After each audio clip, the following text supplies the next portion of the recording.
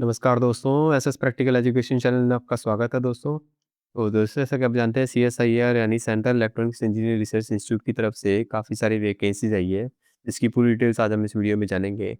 साथ ही हम ये भी जानेंगे कि क्या इसमें सैलरी वगैरह हो सकती है, क्या पर्क्स वगैरह रह सकते हैं, कितना एडवांटेज है जो जॉइन करने का इसको, वो सभी इस वीडियो में हम जानेंगे। वीडियो लास्ट तक ज़रूर देखिएगा दोस्तों, क्योंकि मैं आपको बताने वाला हूँ कि इसमें कितने एडवांटेजेस हैं और क्या एक्चुअली में ये पोस्ट जॉइन करना अच्छा है या नहीं है। तो वो सारी डिटेल्स मैं आपको इस वीडियो में बताऊँगा। तो चलिए बिना देरी के शुरुआत करेंगे। उससे पहले अगर आप चैनल पर नए हैं दोस्तों और चैनल को सब्सक्राइब नहीं किया है, तो एसएस प्रैक्टिकल एजुकेशन चैनल को सब्सक्राइब भी कर दीजिएगा, जिससे आपके पास लेटेस्ट अपडेट्स एंड नोटिफिकेशंस आते रहें। तो चलिए जानते हैं इस वीडियो में। जैसा कि आप मेरी स्क्रीन पे देख पा रहे हैं कि 21 मई से इसकी फॉर्म ऑलरेडी स्टार्ट हो गया है। 20 जून इसमें डेट दे रखी है, बट मैं आपको बताऊँगा कि इसकी डेट एक्सटेंड हो चुकी है और 9 जुलाई तक आपके पास टाइम है फॉर्म को फिल अप करने का और डिटेल्स जो है सबमिट करने का। तो आइए जानते हैं कौन-कौन सी पोस्ट है इसमें। टेक्निकल ऑफिसर ग्रुप 3 की पोस्ट है दोस्तों, इसमें टोटल 8 वैकेंसी है। यहाँ पे डिस्ट्रीब्यूशन भी कर रखा है, यूआर के लिए 6 है, ईडब्ल्यूएस की एक और एक एससी की पोस्ट है। टोटल 8 पोस्ट है। सैलरी की बात करें दोस्तों तो लेवल 7 की पोस्ट है, जो 19,900 बेसिक सैलरी है। ठीक है, अप्रॉक्सिमेटली यहाँ पे उन्होंने दे रखा है कि 89,268 जो है वो टोटल सैलरी ग्रॉस सैलरी हो सकती है। अपर एज लिमिट इसमें 30 साल है, बट यहाँ पे एज रिलैक्सेशन वगैरह जो है वो रहता है कैटेगरी वाइज, तो वो भी रहने वाला है यहाँ पे। और इसी के साथ एक टेक्नीशियन की पोस्ट भी निकली है, जिसकी 14 पोस्ट है यहाँ पे देख पा रहे हैं आप। ठीक है, और ये लेवल 2 की पोस्ट है। यहाँ पे जो अप्रॉक्सिमेटली सैलरी बनेगी लगभग 40,000 के आसपास यहाँ पे सैलरी बनने वाली है। इसकी जो अपर एज लिमिट है दोस्तों वो 28 साल है। तो दोनों ही पोस्ट जो है टोटल मिला के 22 वैकेंसी है यहाँ पे। ठीक है, टोटल नंबर ऑफ वैकेंसी जो है वो 22 है। काफ़ी अच्छी पोस्ट है दोस्तों। आप अगर नॉर्मल ग्रेजुएट वगैरह भी किए हुए हैं तो आप टेक्नीशियन पोस्ट के लिए एलिजिबल है। इवन टेक्निकल ऑफिसर के लिए भी अगर आपके पास बीई बीटेक किया हुआ है तो आप इसके लिए एलिजिबल है। मैं आपको और भी डिटेल्स भी बताऊँगा कि कैसे इसको फॉर्म को फिलअप करना है, वो भी हम जानेंगे इस वीडियो में। तो ये जानते हैं, जो 200 टेक्निकल ऑफिसर की पोस्ट है, उसमें बीई बीटेक किया होना चाहिए इलेक्ट्रॉनिक्स एंड कम्युनिकेशन में, या फिर बीई बीटेक किया होना चाहिए कंप्यूटर साइंस में विथ 55% एज ए इक्विवेलेंट। ठीक है, 55% मार्क्स इन आपके होने चाहिए। अगर आपका बीई प्लस बीई बीटेक नहीं है, तो आपका अगर एमसीए किया हुआ है विथ 55% मार्क्स, तो भी आप इस पोस्ट टेक्निकल ऑफिसर वाली पोस्ट के लिए एलिजिबल है। इवन टेक्निकल ऑफिसर जो फिजिक्स वाले डिपार्टमेंट में, उसके लिए भी आप, अगर आपके पास रेलिवेंट फील्ड में एमसीए या एमएससी किया हुआ है, तो आप उसके लिए एलिजिबल है। अब जॉब रिक्वायरमेंट उनकी तरफ से क्या रहेगा दोस्तों, तो प्रोजेक्ट मॉनिटरिंग करनी पड़ेगी आपको और फ्रेमवर्क वगैरह डेटा एनालिसिस का कार्य करना पड़ेगा। Large data set, web portal management, project management, R and D projects life cycle पे वर्क करना पड़ सकता है। Procurement, budgets and analysis, record creations and collection पे वर्क करना पड़ सकता है। उसके अलावा अगर टेक्नीशियन की बात करें दोस्तों, 6 पोस्ट यहाँ पे आई थी। अगर आपके पास एसएससी है यानी सीनियर सेकेंडरी स्कूल का सर्टिफिकेट है 10th स्टैंडर्ड का, विथ आईटीआई सर्टिफिकेट और नेशनल, यानी कि आईटीआई सर्टिफिकेट आपके पास है तो आप इस पोस्ट के लिए एलिजिबल है। या फिर आपके पास 10th स्टैंडर्ड का विथ साइंस ऐसे सब्जेक्ट अगर आपके पास है, यानी कि पीसीएम जो होता है, फिजिक्स केमिस्ट्री मैथ, अगर आपके पास है 12th में with 55% marks and 2 years full experience अगर आपके पास है इलेक्ट्रॉनिक्स मशीन्स में, तो भी आप इस पोस्ट के लिए एलिजिबल है। इवन अगर आपके पास 10th का सर्टिफिकेट है, 3 साल का वर्क एक्सपीरियंस है इलेक्ट्रॉनिक मैकेनिक में, तो मिनिस्ट्री डिपार्टमेंट के अंदर, तो आप जो है पोस्ट के लिए एलिजिबल है दोस्तों, टेक्नीशियन वाली पोस्ट के लिए। जबकि टेक्निकल ऑफिसर की मैंने आपको बता ही दी कि आप टेक्निकल ऑफिसर के लिए कौन-कौन सी पोस्ट में एलिजिबल हैं। अब मैं आपको बताता हूँ कि क्या इसके general information condition for the post of technical officer के लिए क्या-क्या पोस्ट आने वाली है। There will be 3 paper, 3 paper होने वाले हैं दोस्तों इसमें। Paper 2 and paper 3 will be evaluated only of those candidates who score a minimum section in paper 1, यानी पेपर 1 में अगर आपके पास मिनिमम क्वालिफाइंग मार्क्स आते हैं, तो ये आपके पेपर 2 और पेपर 3 इवैल्यूएट होंगे। अदरवाइज़ पेपर 2 एंड पेपर 3 जो वो इवैल्यूएट नहीं होंगे। और फाइनल मेरिट जो बनने वाली है वो पेपर 2 और पेपर 3 के बेस बनेगी, यानी पेपर 1 जो रहने वाला है दोस्तों, उसमें पेपर 1 सिर्फ क्वालिफाइंग इन नेचर होगा। आपको क्वालीफाई करना है पेपर 1 में, पेपर 2 एंड पेपर 3 से आपके फाइनल मार्क्स बनने वाले हैं।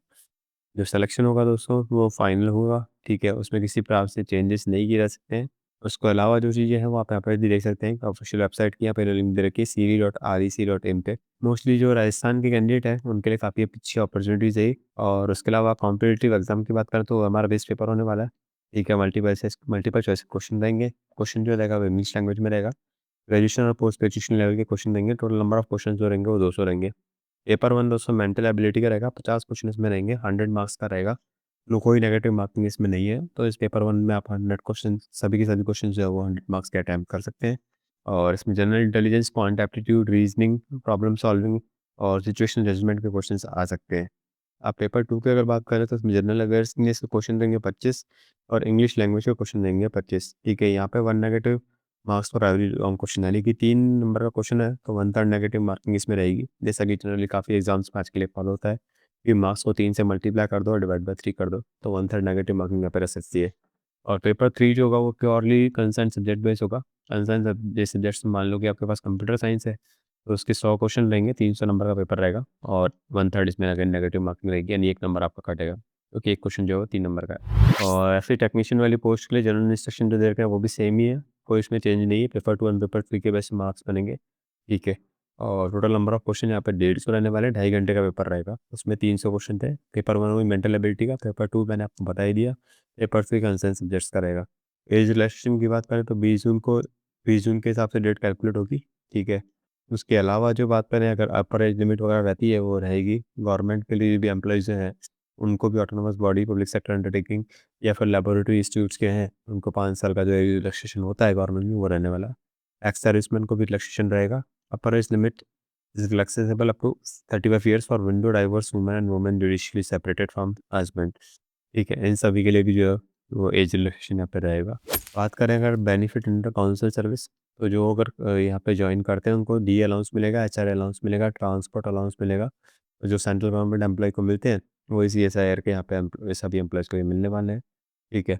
Also eligible for accommodation on their entitled as per the CSIR allotment rules के अकॉर्डिंग यहाँ पे इनको जो एचआरए वगैरह का रिलेशेशन भी रहेगा।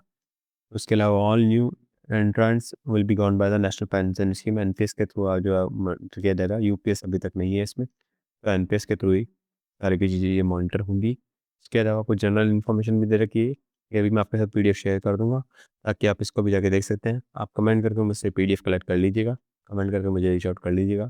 ऐसे अप्लाई करना है, साइट पे जाना है आपको, करियर वाले सेक्शन पे जाना है।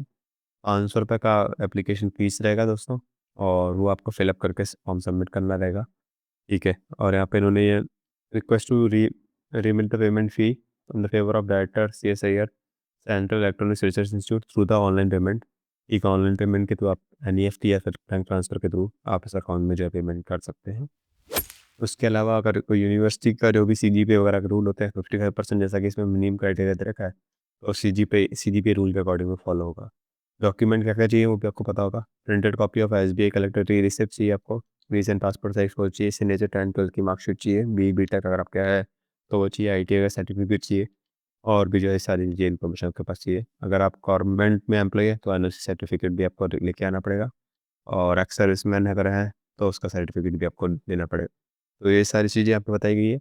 और एक जैसे मैंने आपको बताया कि ये एक लेटेस्ट अपडेट यहाँ पे आया है 17 जून को भी, पोस्ट वाइज़ किसी को कंसर्न है तो वो भी यहाँ पे बताया गया है, ठीक है। और कैटेगरी वाइज़ यहाँ पे डिफरेंशिएट भी किया गया है, ठीक है। 8 पोस्ट में से 2 पोस्ट हैं वो पीडब्ल्यूडी कैंडिडेट के लिए रिज़र्व है।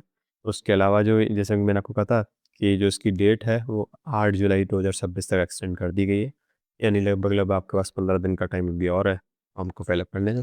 फॉर्म को फिलअप करके आप सबमिट कर सकते हैं अगर आप इस पोस्ट के लिए एलिजिबल हैं। उसके अलावा अगर आपको कोई डाउट है तो आप मुझे कमेंट करके रीच आउट कर लीजिएगा, मैं आपकी डेफिनेटली हेल्प करूँगा आपके इश्यूज़ को सॉल्व करने की। चैनल पर नए हैं तो चैनल को सब्सक्राइब कर दीजिएगा, वीडियो को लाइक ज़रूर कर दीजिएगा, ताकि हमें भी मोटिवेशन मिलता रहे ऐसी और भी वीडियो बनाने का। And thank you so much दोस्तों for watching the video and have a good day.